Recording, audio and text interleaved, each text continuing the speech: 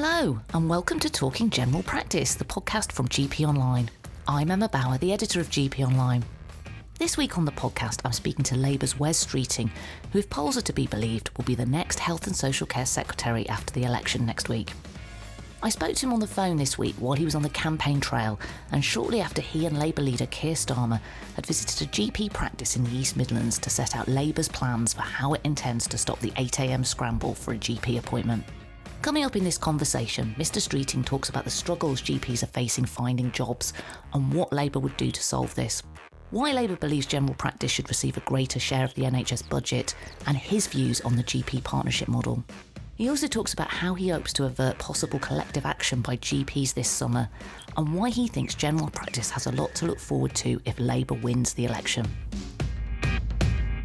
Firstly, I wanted to ask you about, we've kind of got this problem in general practice at the minute where there's thousands of GPs who are basically struggling to find work or enough work because practices can't afford to hire them because the current GP contract is underfunded. So we're training record numbers of GPs, and there are a lot of them due to qualify this summer who are worried about finding work. I mean, what would Labour do to sort this out? I think this is an absurd situation where patients are struggling to see a GP, yet GPs are struggling to find work. We all know how long it takes to qualify, and we all know how desperately needed GPs are. Now, I absolutely support the drive to get more diverse roles into general practice, and I've been really impressed with some of the physiotherapists and pharmacists that I've met working in general practices. But I think where we've got to is a perverse set of handcuffs that tie practices' hands when it comes to recruiting the GPs that are desperately needed. So this is something that we will look at if we win the general election, because what I want to do is to ensure we train up the thousands more GPs that we need, to cut through the red tape that ties up GPs and stops them from spending as much time as they would like with their patients. And I also want to address the extent to which the ARS scheme is too restrictive and preventing practices from recruiting the GPs that are evidently desperately needed. Do you have plans to extend the AORS to allow PCNs and practices to recruit GPs and practice nurses? Because that's obviously something GPs really want to see happen. Was that something you'd look at? It's something we are looking at, and something that, we've got to be careful that we don't throw the baby out with the bathwater. And that's why, in terms of taking a decision on modifying the scheme, I think that's something that I'm going to seriously consider if Labour wins the general election and I can act with the level of technical advice and detail that the changes to the scheme would require. A lot of these problems that we've got are to do with funding in general practice, and it's quite likely that the recommendations from the Doctors and Dentists Review Body will be sitting on the desk of the new Health Secretary after the election, which obviously could well be you. Will Labour commit to delivering whatever uplift the DDRB recommends for general practice in full? Well, I'm expecting the DDRB recommendation to be waiting on the desk for me if Labour wins the general election. Once I see the recommendation, I will have to look at what we can do, because obviously one thing I'm conscious of is that, right across the public sector, we've got real challenges, both in terms of pay and also public finances are an absolute mess. So, it'd be one of the early things that we need to address. I'm conscious that we've got ongoing strike action by junior doctors and the risk of industrial action by GPs. That's why one of my early calls will be to Katie Bramall-Stainer to look at what we can do to improve the conditions that GPs are working under as quickly as possible. I mean, more broadly, I think for me, primary care is a priority. We're not going to fix the NHS unless we fix its front door, and that really is general practice. I want to see funding for general practice grow as a proportion of the NHS's budget. I think if we're serious about earlier diagnosis, faster treatment, and getting it right first time in terms of services closer to people's homes and service in the community, then general practice is the key way to do it. And the part of the reform argument I've been making now for some time is that we end up with the worst of all worlds, where as taxpayers, we're spending more cash on the NHS than ever before, and yet the system's going through the worst crisis it's ever been through. And when you look at how much it costs to fund a GP appointment, which is about 40 quid, versus how much it costs to attend A&E, which is about 400 quid. It's a no-brainer as to which of those two routes is better for patients and better for taxpayers. And I think there's an alignment there. I think general practice is an efficient part of the NHS, but it is overwhelmed. And you can see that with GPs providing over 1 million more appointments now than they did before the pandemic. And yet we still have a real challenge in terms of access. So I know that this is about reform, modernisation and also investment. And I think that in terms of the future of the NHS, there's an awful lot for GPs to look forward to and feel really excited about if we have a Labour government, because I see them playing an even bigger role in the future of the NHS than they do today. One of the real concerns for GPs at the minute has been the future of the independent contractor model, the future of partnerships. And you have said things in the past which have sort of suggested that you're not as supportive of that model. And obviously what the BMA is looking for is more investment into core funding in general practice, more investment into that contract, which basically underpins the independent contractor model. What are your views about the partnership model, and is that something you support, and do you still support the GP contract as it currently works? I don't regret starting that debate about the future of the partnership model, because my anxiety is that we've seen partnership in decline, salaried GPs on the rise, and I said whatever we do, we can't have general practice and GP partnerships just left to wither on the vine without any action. And I've spent a lot of time talking to GP partners in the last year about how they work, their frustrations and constraints, and where they see the future of general practice being. And the conclusion I've drawn is that the model, whether it's salaried or whether it's a partnership, isn't the fundamental issue here. The real issue is about whether or not we've got enough GPs, whether those GPs are given the tools to do the job, whether the burden of regulation and accountability is in the right place, and crucially, how do we rewire general practice so that the incentives drive towards the continuity of care that GPs love in terms of their job satisfaction, patients really enjoy and appreciate, and all of the evidence says delivers the best outcomes. So when I said that this was a genuine consultation and discussion and I was open-minded, I really meant it. And I know this is a novelty in politics these days, that people think when you say you're going to consult on something, what you actually mean is you're going to do something whether people like it or not. I mean, actually what I've done is really spend time with GPs in a range of practices in different parts of the country, in a range of models, and honed and refined Labour's policies based on the evidence and the feedback. And so I think I can give the GP partnerships that reassurance of knowing that we're not going to come in and end the partnership or overturn it. On the contrary, I want to see general practice flourish, whether they're in a partnership or whether it's a salaried model.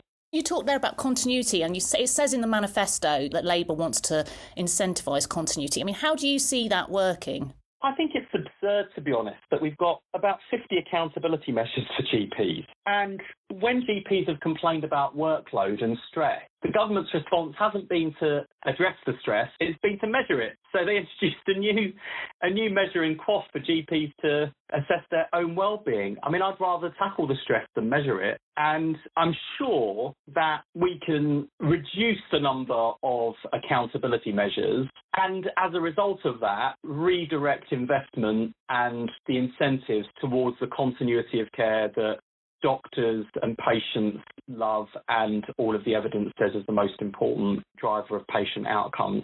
And I think there is a really, on continuity of care, I just think there is a very happy alignment between what doctors want, patients want, and what the evidence says is the right thing to do. What is an unhappy situation is that so much of what GPs are expected to do, it pulls them away from being able to deliver that continuity of care, and that's the fundamental thing I want to fix. I really do want to bring back the family-doctor relationship, and I think that won't just be good for patients, I think it'll be great for GP retention, which I'm worried about. Labour's also talked a lot about improving general practice by reforming the system, and I know that reform and doing things better is a big part of your plan for making the NHS better for the people who work there and for patients as well. But do you acknowledge that providing more funding to recruit more GPs is really the only way that we can increase capacity and deliver more GP appointments. I mean, we can't really do this just through reform, can we? That's why we've committed to grow general practice as a proportion of the NHS's budget because of the money spent. That's also why we've committed to train up thousands more GPs, and of course they've got to get jobs. I mean, it's ridiculous. We've got GPs that, I've seen the reports of people becoming Uber drivers or applying for jobs in Tesco. I mean, I say this with enormous respect to Uber drivers and shop workers, but you don't do 10 years worth of training to qualify as a GP only to not do the job. I think it's an absurdity that we've got to deal with. In terms of like what the reform and modernisation looks like, I mean, Keir and I were at a practice in northwest Leicestershire this morning, long lane surgery, and I was really struck there, and it's been a common theme actually in my conversations with GPs, really struck that you had a GP partner there who is innovating, doing things differently and wants to be able to do more of it, but she needs a government on her side that gives her the tools to do the job. They actually had a surgical suite in that practice where they are able to do a number of surgical procedures, but at the moment it's only used 3 days a week.